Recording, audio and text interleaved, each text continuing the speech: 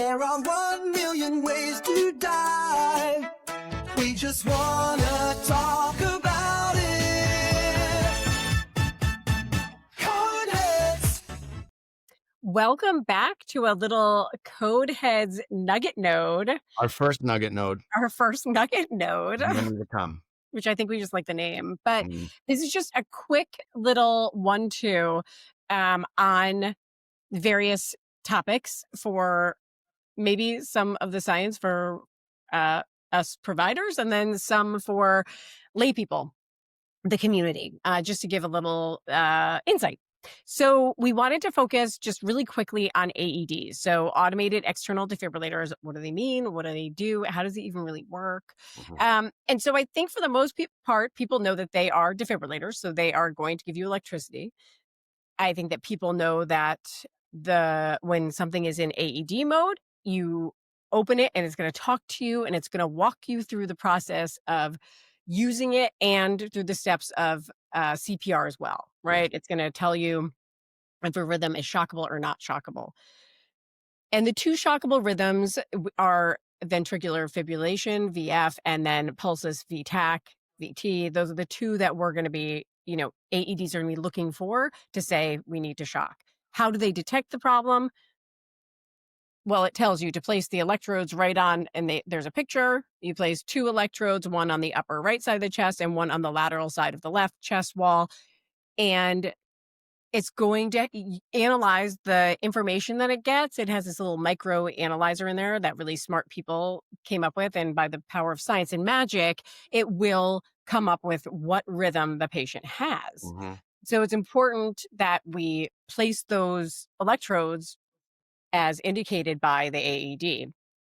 But it will look for these chaotic, rapid electrical impulses from the heart, and it can detect and say, this one's shockable. So it's either, again, a VF or a VT. So then the AED is like, we are going to shock. I'm going to charge. You need to stand clear so that you don't get hurt in this process.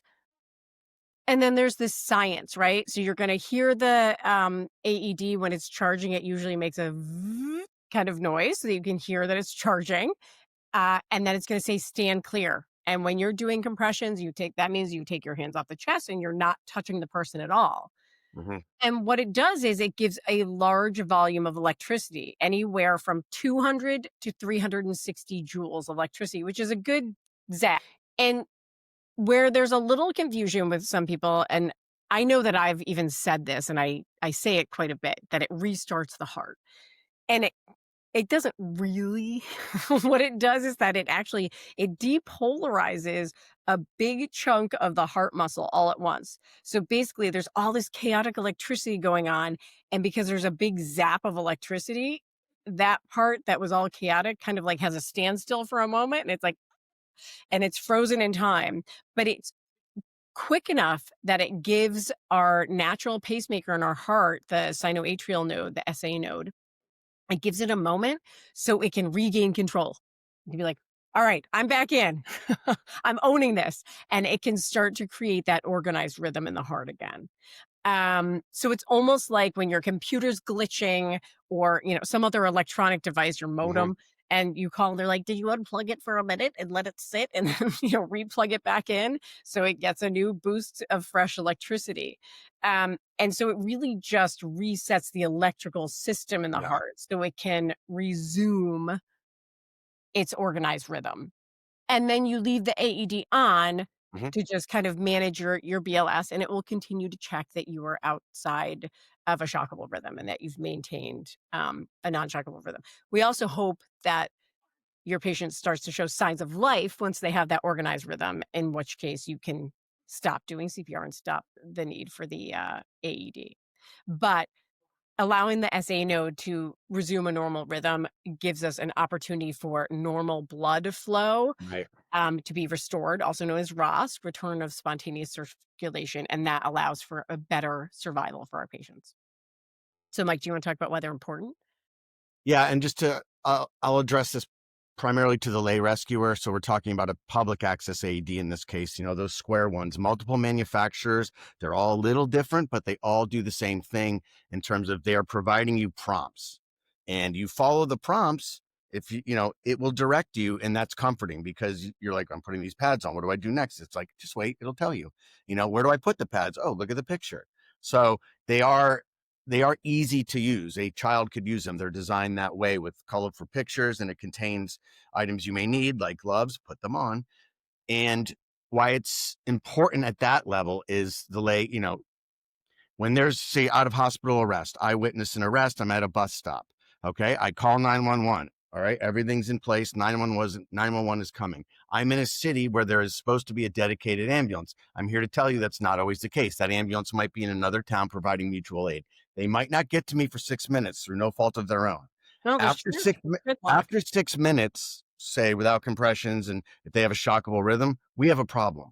If they get ROSC, they might have some deficits. So let me explain to you specifically those numbers, especially the electricity, what we're talking about. As Bridget and I have said on multiple episodes, if they have a shockable rhythm, you need to shock them or they're not coming back, period.